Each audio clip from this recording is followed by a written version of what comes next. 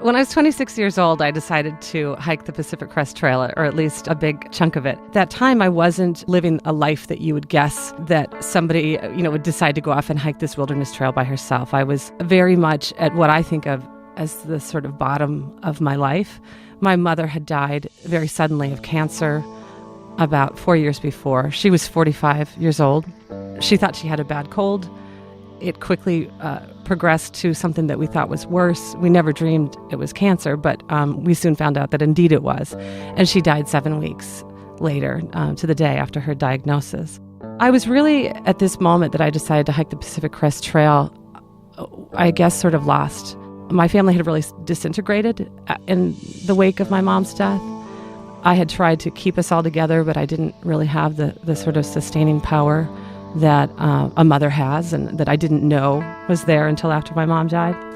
I had been married at the time to someone I cared for and loved very deeply, but I just was really too young to be married, and certainly too young to nurture that kind of commitment and bond, given my own grief and what was happening in my life.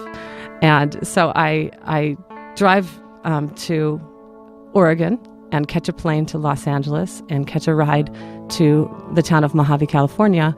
And it was there that I began my hike in the Mojave Desert. I was out there by myself. I had never gone backpacking before, not one night. And I didn't really listen to any of the warnings that people had given me about weight and how it was really important to just be very, very, very careful about what to take. So I get out there and I have, ridiculous things like a saw that I don't know what exactly I was going to cut, but I had that. I had many other things. And I could really not actually lift my backpack. I couldn't lift it even like a centimeter at all. And yet I had to carry it, 1,100 miles through the wilderness. By the end of day 3, I was literally bleeding from various places on my body where the backpack made contact with my shoulders and my hips, and my feet were terribly blistered. And it was agony. When I wasn't thinking about those very immediate concerns, what was really happening inside of me is I was essentially coming to terms with my life. And things came up that were surprising.